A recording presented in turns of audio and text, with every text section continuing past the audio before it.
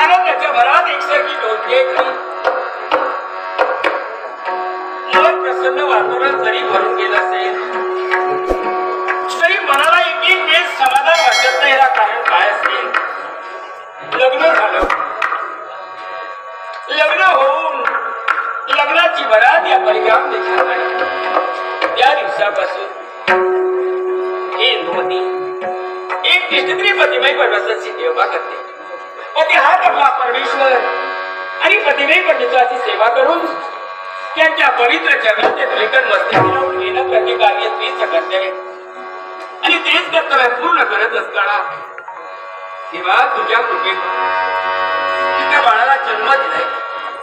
तो बाळ माझा कलेला वाटतोय खरा, पण एका गोष्टीची चिंता वाटते. प्रत्येक माझ्या सौभाग्याचे मला सांगत असतात आपल्या बाळाला समजवण्याचा प्रयत्न करा. जो आपला व्यवसाय आहे हिरे माणिक मोती याचा व्यवसाय करण्यासाठी माझे सहभाग्याचे धनी तत्पर होतात.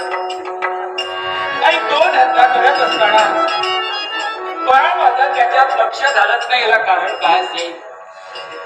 कारण समजू लागलं त्या दिवसापासून ज्या माझ्या बाळाला गणेशाची भक्ती करण्यासाठी तत्पर झाला त्याचं भजन पूजन केल्याशिवाय माझ्या बाळाच्या मनाला समाधान वाटत नाही. आणि माझ्या बाळाचं वाटतंय की आई जोपर्यंत माझ्या देवाचं मला दर्शन घडत नाही तोपर्यंत माझ्या देवाची भक्ती नाही बंद करू शकणार. काय करू? एका बाजूला आड आणि दुसऱ्या बाजूला मी काय चुकून जाते त्या चंपातून निघाले शब्द आहे आज मी जातोय खरा, पण तिने साध्या होण्याच्या पूर्वी मी ज्यावेळी घरी येईन त्यावेळी तू तुझ्या बाळाला समजावण्याचा प्रयत्न केलेला असतो. कारण तोपर्यंत तो तयार होत नाही तोपर्यंत माझ्याही मनाला समाधान वाटत नाही. तुला वाढ बघते तेव्हा याकडे लक्ष लागलं. मला बडाई याचाही आकलन झाला नाही. माळ राणावर जातोय तर डोळ्यात काही दिसेल त्याच्यात आपला देव पाहतोय. काय करू? कसं समजावूया?